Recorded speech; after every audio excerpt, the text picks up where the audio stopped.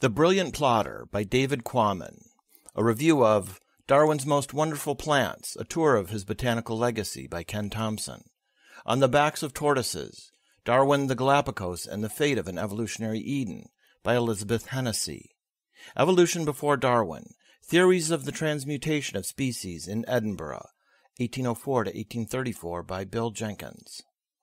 First published in the New York Review of Books, April 23, 2020.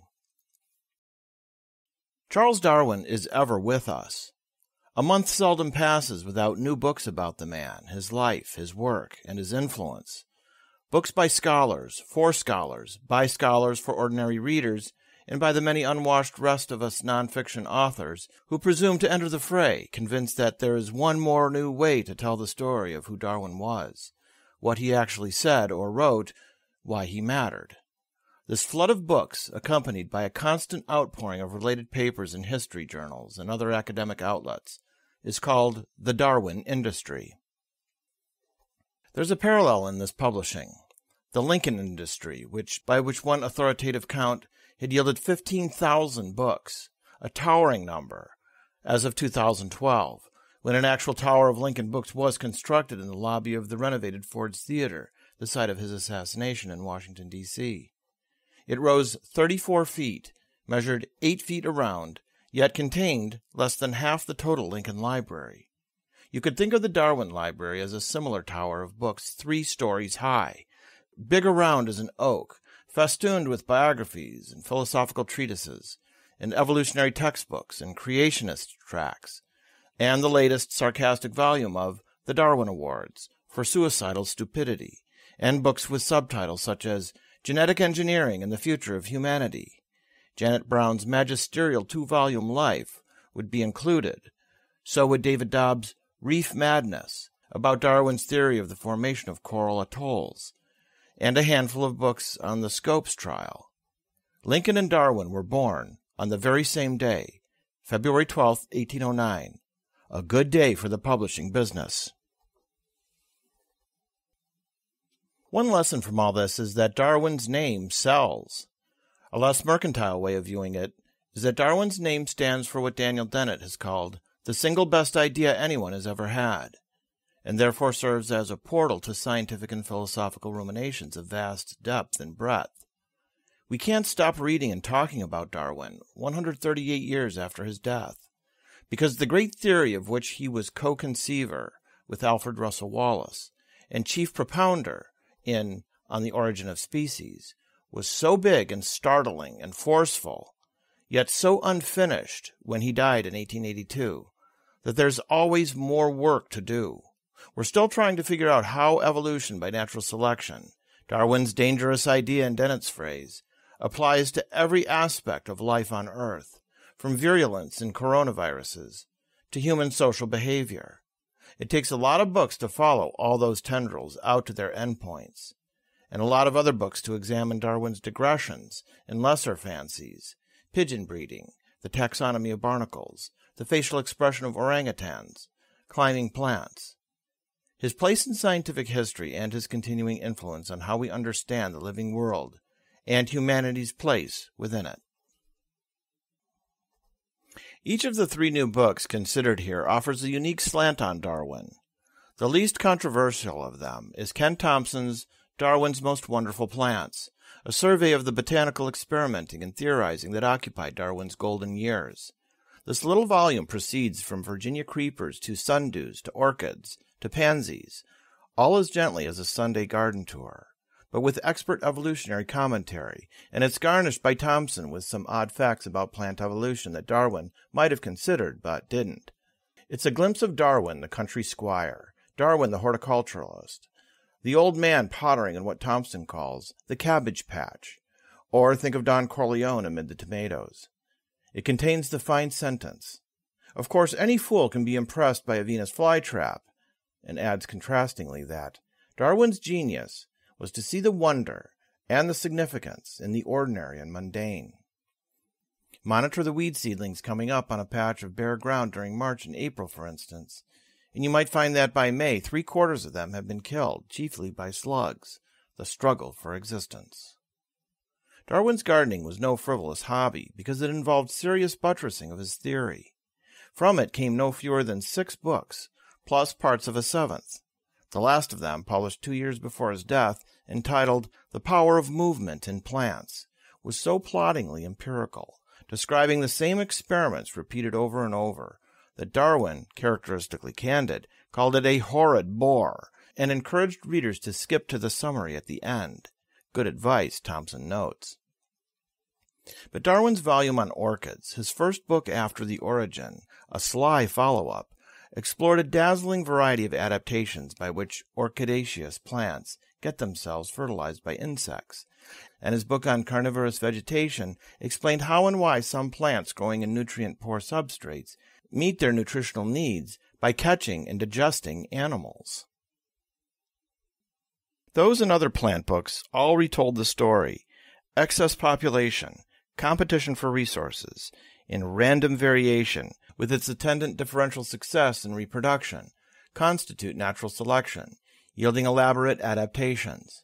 Darwin's famous prediction about the Madagascan orchid Angraecum sesquipedale, with its tubular nectar receptacle 11 inches deep, shows the interconnection most dramatically.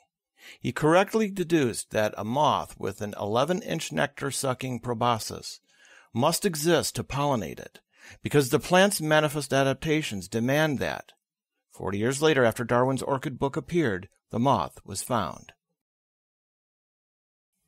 Elizabeth Hennessy's On the Backs of Tortoises is the best history of the Galápagos archipelago that I've ever read, but it's also something more argumentative, a postmodern critique of certain prevailing myths about the Galápagos Islands, and what Hennessy posits to be the guiding, but misguided, principles of conservation biology, as applied to those islands and elsewhere throughout the world. Her book reminds us that the Galápagos have a history of their own, and much broader and more complicated than their 5 weeks as a layover for HMS Beagle and its gentleman naturalist. She argues that seeing this place as a proscenium for one curious Englishman, with his observations of certain creatures and his developing evolutionary thought, is not only reductive, but oppressively wrong. She wants to get to the bottom of the geographical, biological, and political realities of the place and its people. But what's at the bottom if Earth itself, according to myths in several cultures, is supported in space on the back of a giant turtle? Hennessy revives the familiar anecdote, as likely legend is true, of some august professor, William James in her vision, being challenged by an elderly woman after a lecture on the theories of cosmology. The woman tells James that, as everyone knows, Earth rests on a huge turtle. But what's under the turtle, he challenges. A bigger turtle, she answers. And beneath that, he asks. The old woman smiled and shook her head. Very clever, Mr. James, but it's turtles all the way down. For Hennessy, it's Foucauldian power dynamics all the way down. Galápagos conservation is a place-based endeavor in which evolutionary understandings of life, what species evolved over hundreds of thousands of years, on which islands, inform a biopower that values and aims to make live certain endemic species, such as the giant tortoises. What she means by make live certain species, I think, might also be said as privileging them over the claims of people and their cows, for instance. The word biopower is Foucault's coinage. Its rough sense is that modern Western societies have found ways of controlling some groups of humans, and maybe of non-human animals too, on grounds of mere biological realities. It's a way of managing populations. Applied to conservationists in their efforts to preserve endemic species of tortoise and marine iguana and mockingbird and other fauna and flora unique to the Galápagos, sometimes at the cost of exterminating rats or feral goats or constraining commercial activities such as fishing or ranching by human settlers, the word biopower is not flattery. There's some justice to everything Hennessy says about these power dynamics, and she presents a mountain of fine historical research to support her assertions. She takes us from the earliest known human landfall on the islands by the Spanish bishop, Fray Thomas de Berlinga, whose ship drifted off course on his way to Peru in 1535. Through the years during which, with their springs of fresh water and their abundance of meaty tortoises, the Galápagos were convenient provisioning stops for buccaneers and whalers. The tortoise meat was highly prized and could be kept fresh for months in the form of live tortoises, helpless and doomed, stored upside down aboard a ship. After the whaling men and pirates, after Herman Melville, who called these islands the Encantadas, or Enchanted, in his novella of that name, after a team from the California Academy of Sciences came specimen collecting in 1905, killing wildlife like drunken sailors, but with what they considered higher purposes, and then after another half a century of settlement by Ecuadorian mainlanders who wanted to mine guano or farm or fish, plus a few ditzy Europeans hoping to live out Swiss Family Robinson fantasies, came to the era of conservation and more continuous scientific attention. That began formally with the establishment of the Galápagos National Park by the Ecuadorian government in 1959, and the founding of the Charles Darwin Research Station on the island of Santa Cruz. The park, which became an international tourist attraction, encompasses 97% of the land area of the islands, leaving aside the 3% that had already been claimed by the settlers, as if a boundary fence might be capable of holding strong this divide. Hennessy comments, so that conservationists can save the tortoises, and tourists can photograph them too. Meanwhile, the settlers, she implies, get the pauper share. Amid this sweep, Hennessy makes 2 points, not original, but not worth nothing, but worth noting, about Darwin's brief visit in 1835. He didn't scruple to eat tortoise meat himself, and he didn't conceive his dangerous idea during that stopover, either while gazing at finches and mockingbirds, or while noticing different tortoise shapes on different islands. He only began to ponder species and varieties in a new way. He went home without a theory. The moral for Hennessy seems to be, if you think the Galápagos tortoises are so inviolable and precious, be aware that Darwin didn't, and that the notion of his great epiphany having occurred here is a myth. By the early 20th century, she writes, the sailors and settlers and hungry scientists had accounted for the deaths of some 200,000 giant tortoises, eliminating the populations on 3 islands and devastating the others. The remaining tortoises are living fossils, she asserts, remnants of a prehistoric world when giant reptiles and other megafauna roamed the earth. This seems to imply that Galápagos tortoises date back to the time of the dinosaurs, which weren't reptiles, an impression that's wrong on several counts. Land tortoises of any sort first appeared about 10 million years ago after the last dinosaurs died, and those native to the Galápagos are probably much younger. Hennessy must know that, but she portrays them as very ancient, or perceived as very ancient by those who dote upon them, in order to argue that saving them is a dreamy act of nostalgia. The fulcrum of Hennessy's quarrel with Galápagos conservation efforts is that their avowed purpose is to create an evolutionary Eden, a sort of natural laboratory, pristine and devoid of people, in which the tortoises can be bell-jarred as priceless biological antiques.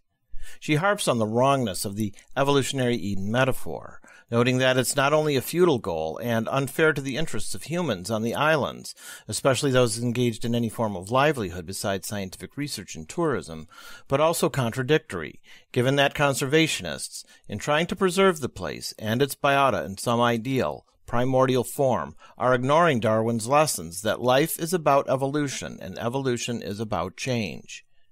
She notes rightly that conflicts about wildlife are not just about wildlife. They also involve the validity of deep-seated questions about identity, belonging, and access to resources. Again, true and important. But the Edenic science, she criticizes, is largely a straw man, supported in her book by some well-selected statements by Galápagos popularizers, speaking loosely about Eden and a land where time stood still. Statements that look silly nowadays but don't define what's at issue and are not, in my view, representative. Although Hennessy knocks the straw man over, she doesn't prove the illegitimacy of conservation biology. Most people and organizations involved in it are not arguing for the preservation of some evolutionary Eden.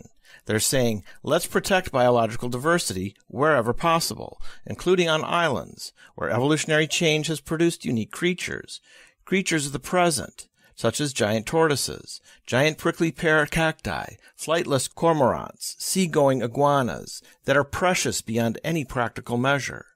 Any biological diversity is not a subjective matter. It can be measured. It can even be counted. Bill Jenkins' Evolution Before Darwin traces the development of ideas about evolution, or as it was then called, transmutation or transformism, among certain scientists and teachers in Edinburgh during the first 3 decades of the 19th century. That's an important place and period in scientific history, only partly because Darwin attended the University of Edinburgh as a medical student from 1825 to 1827. He detested it, quit, then ended up at Cambridge doing more general studies, which didn't involve dissecting corpses, and was exposed to some of those transformist thinkers. Out of the ferment of ideas that were current in Edinburgh in the 1820s and 1830s, Jenkins writes, came the building blocks of Darwin's later evolutionary theory. But did the young Darwin acquire those blocks directly from teachers he met in Edinburgh, despite his later claim not to have, or did he mix, mold, and fire his own from raw materials found elsewhere? And if Edinburgh voices gave him his start in transformist thought, why did he choose to deny it afterward? Jenkins's book on the evolutionary ferment in Edinburgh hangs implicitly on one teacher-student relationship, that between Charles Darwin, an impressionable 17-year-old, and Robert Grant, 33, a lecturer on invertebrate animals at one of the private anatomy schools that functioned as supplements to the university's medical program. Darwin probably met Grant through a natural history society of which both were members and became a sort of protege to him in marine zoology, as Darwin himself described 50 years later in his autobiography. Grant was brilliant, mercurial, educated partly in Paris under the great anatomists Georges Cuvier and Etienne Geoffroy Saint-Hilaire, and radical both in his scientific and religious views. He believed in transformism, though without a clear theory of how it worked, and among his main influences were the writings of Jean-Baptiste Lamarck, still alive then in Paris, and the eclectic English physician, poet, and philosopher Erasmus Darwin, Charles's long-dead grandfather, who had published a book containing inchoate transformist speculation. Sometime during their shared days in Edinburgh, Grant vented to Darwin his enthusiasm for Lamarck's ideas. Darwin recalled in his autobiography that he had listened in silent astonishment, as far as I can judge, without any effect on my mind. Yet the seed of Lamarck and transformism may have been tossed onto one moist soil of my teenage brain, Darwin was saying. Jenkins suggests that this was disingenuous, and that old Charles had reasons for harumphing away what young Charles may have been absorbed in Edinburgh. The central figure in Jenkins's story is neither Darwin nor Grant, but Robert Jameson, Regius Professor of Natural History at the university for half a century, one of the leading geologists in Britain, and editor of the Edinburgh New Philosophical Journal, which during the 1820s and 1830s published some daring articles with transformist insinuations by Grant, Robert Knox, and Aimé Bois, and other young men of their free-thinking Edinburgh circle. Jameson came off poorly in Darwin's later recollection as that old brown dry stick Jameson, whose lectures were incredibly dull and repelled him from geology, though at Cambridge geology would become his first scientific love. Other testimony is kinder to Jameson, and Jenkins shows that he used his considerable influence to promote the careers of some of the most radical thinkers of their generation, including Grant and Knox. Like his friend Grant, Knox studied in Paris under Geoffroy, becoming enamored of his doctrines of transcendental anatomy and unity of plan, as Jenkins called them, which were one big step toward evolutionary thinking. Back in Edinburgh and running the private anatomy school where he and Grant taught, Knox was a colorful figure, blind in one eye, pockmarked, given to frilly clothes and jewelry, and by contemporary accounts, a riveting lecturer. We can imagine it was a lively milieu, at least for those 2 brief decades, with the spirit of David Hume still alive in the city, and the radical French ideas coming back across the Channel in the heads of young Scotsmen. Grant was the only one of them to publish overtly transformist papers under his own name in Jameson's journal, but others, including probably Jameson himself, wrote anonymously about the progression of life forms presented in the fossil record, teasing at what that must mean. Jenkins concludes that a significant portion of the ideas about nature that formed the underpinnings of Darwin's theory were present in the Edinburgh of the late 1820s, being discussed and debated by his friends, teachers, and fellow students. If so, why did Darwin prefer to forget or deny it? Jenkins's explanation is plausible. Darwin at middle age was very concerned to present himself as an inductive thinker in the spirit of Francis Bacon, whom he quoted in an epigram to On the Origin of Species, or of John Herschel, whose 1830 book on scientific method, A Preliminary Discourse on the Study of Natural Philosophy, had made a huge impression on him in his Cambridge days. When he published his own big book, The Origin, in 1859, after 21 years of secretly nurturing his theory and gathering data to support it, he knew that he would face a cyclone of criticism. Some of that reflected sheer religious defensiveness, and some came from the scientific community, challenging his credentials. He had virtually none. He was just a wealthy man with no professorship anywhere, working out of his home study, his epistemological methods, and his conclusions. Was he just another dizzy theorist, spinning out wild notions without any grounding in fact? No, just the opposite, Darwin insisted. He had worked on true Baconian principles, and without any theory collected facts on a wholesale scale. That collecting had begun in January 1832 on St. Jago of the Cape Verde Islands, where the Beagle made its first landfall after leaving England, and continued throughout the voyage and afterward. The theory arose from the data gathered in the Galápagos and from many other sources. The data gathering was not, at least in the early phase, driven by the theory. That was his story, largely true, but of course oversimplified. And there was no place in it for the sort of wild speculations that had buzzed around his head in Edinburgh. Darwin was always a brilliant plodder, moving through intellectual terrain like a giant tortoise on the run, and that's how he desired to be seen. He never liked public argument or disputation. Stressful interactions with other people made him literally sick to his stomach, part of a mysterious pattern of physical ailment that affected him intermittently throughout much of his adult life. He vomited often. He took quackish water cures. And then, after The Origin appeared, after the controversy it provoked, after Thomas Huxley and others defended him like paladins for a reclusive prince, after he published The Descent of Man and Selection in Relation to Sex in 1871, taking his theory of evolution one step closer to the touchy matter of human origins, and after that book was fiercely attacked, he seems to have felt a bit beaten up. His old colleague Wallace, with whom co-discovery of the evolutionary theory had led to a friendship, wrote him that summer, "I am very sorry you are so unwell, and that you allow criticisms to worry you so." Darwin had slightly more than a decade to live. But there were more books in him, and they were mainly about plants. He had already published the Orchid book and another about climbing plants. Now he shifted entirely to botanical projects for a stretch of 5 years, as recounted by Thompson. Insectivorous plants, the effect of self-fertilization versus cross-fertilization, the different forms of flowers that can appear on plants of the same species, some intriguing topics and some numbingly dull ones. How many readers could get excited by the fact that a single primrose plant can produce 2 kinds of flowers, virtually identical, but one with a long style, the stalk that channels pollen tubes to the ovary, and one with a short style? How many critics would be incited to contest hotly the explanation for such a phenomenon? The answer is essentially none, and I suspect that's a clue to understanding Darwin's final years.